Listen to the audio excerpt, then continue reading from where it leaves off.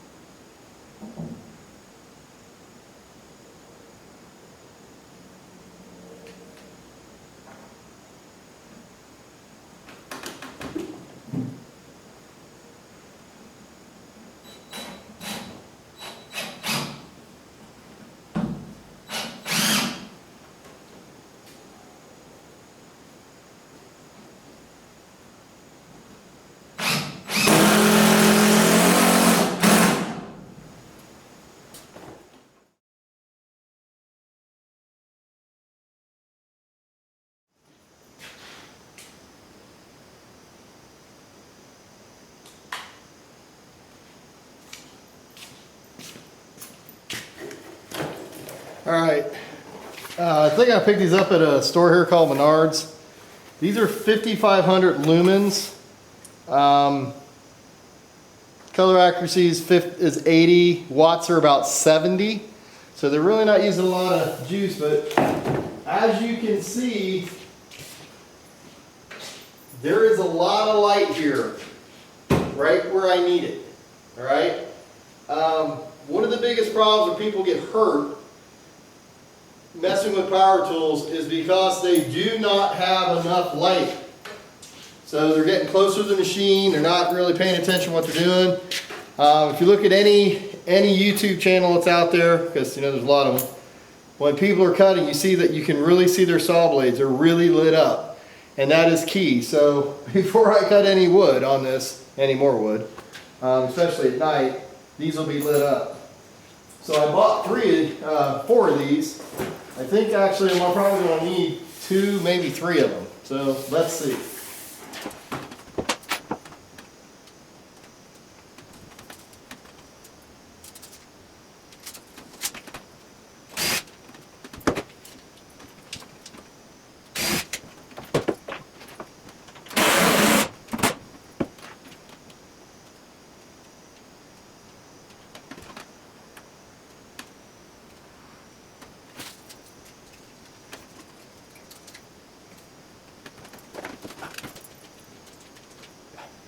Okay, so that is a lot of light on this table.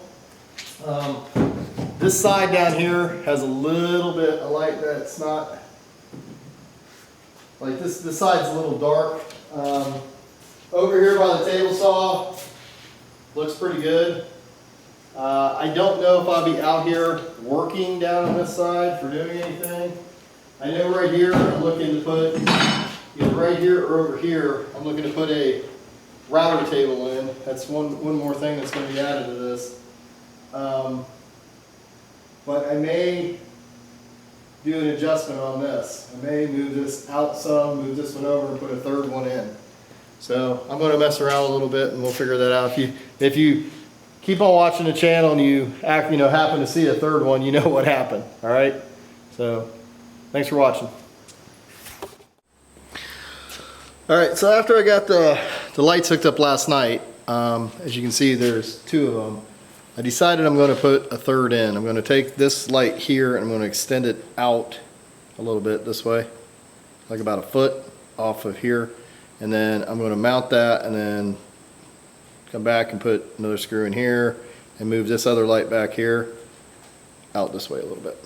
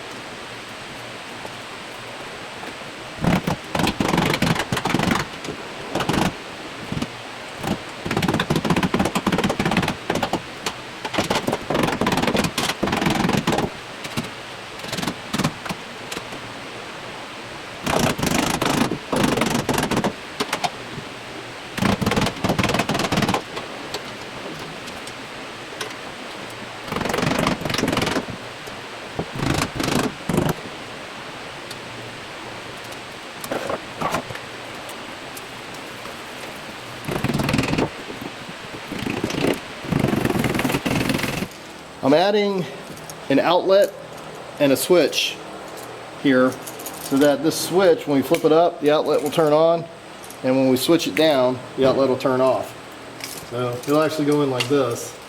So these two wires have got to go, this one's got to go on here, like that, the white to the silver.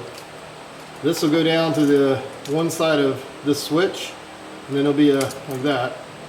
And there'll be a wire in between that will complete the circuit.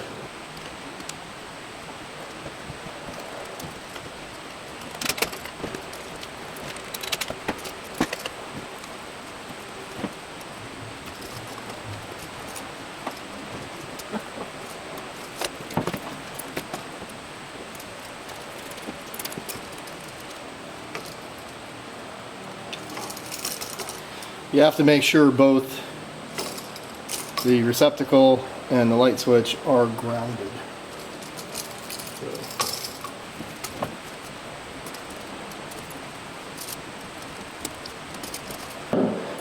We need the last little wire in between to complete the circuit.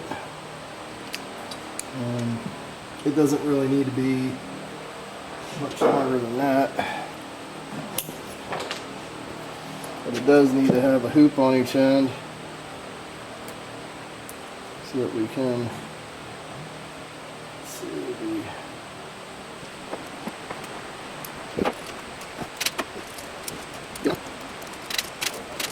Now, I didn't have a black wire to continue this circuit, so I'm going to mark this black. Let's see if the Sharpie does better. Mark his wire black, so when you're looking at the outlet over here, you can tell that it wasn't hooked up wrong. It's going to another circuit that has black coming through it. You can do this with tape, you can do it with markers, as long as you are signifying that it is not white. So let me get these back in here. Put these in here.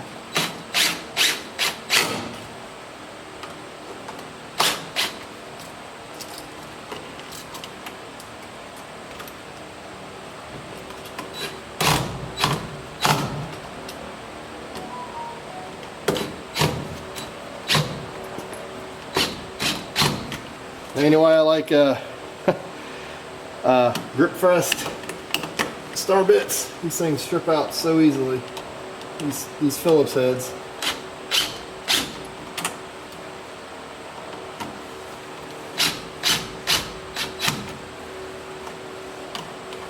Now, I do not have a plate So this is going to be one of those. Wait a second. Got a little issue here.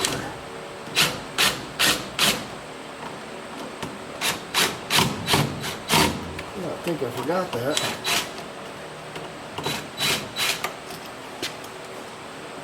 There we are. So the ground wire popped off on this one, which is a little odd, being that, yeah.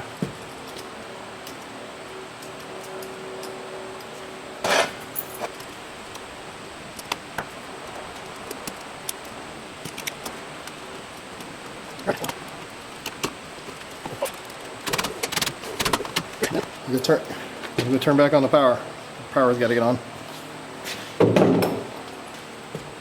All right, so now either I'm going to flip this on, and these two lights should come on. Look at that. Same thing for the bottom. All good.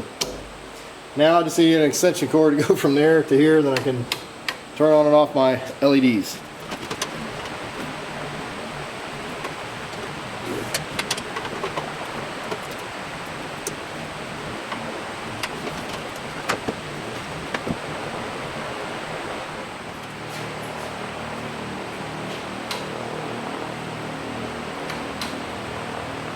So now I can just flip a switch, turn my lights out. Can also hook whatever I want up to that outlet. The nice thing is when I flip that switch, that outlet goes dead now. All right, this is key. Remember what I said, this is a barn, water can drip down there. So the outlet's dead, there's no current going through it at all.